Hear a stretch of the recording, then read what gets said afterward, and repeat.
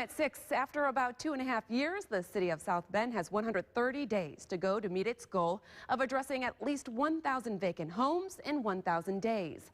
WSBT-22's Patrick Roth is here, and Patrick, city officials say they're actually ahead of schedule. That's right, Leanne. So far, the city has had more than 300 houses repaired, more than 400 torn down, with another 125 scheduled to be demolished.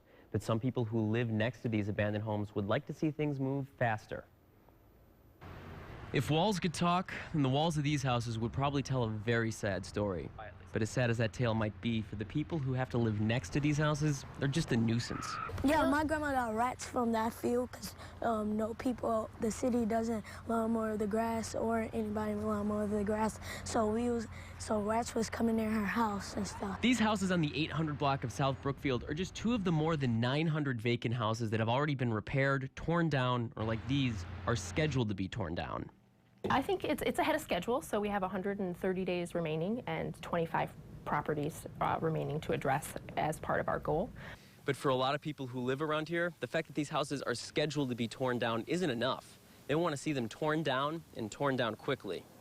And it's broken glass, and some kids get cut on the ankles, or when they're running with no sandals, they can get cut. The city doesn't own the properties, and so it makes it a more difficult task in order to address the 1,000 houses. In particular, we're trying to do everything we can to motivate property owners to be responsible for their properties. Since the city doesn't own these properties, they can't simply make repairs or tear them down. Even once the city does reach an agreement with the property owner to tear down a house, the city still doesn't own the vacant lot. So the owner is still responsible for the lot's upkeep. And city officials acknowledge they still have a lot of work to do. Once we reach day 1,000, that's not the end, and we'll be looking forward to what the next steps are in the process to help work and deal with these properties within the neighborhoods.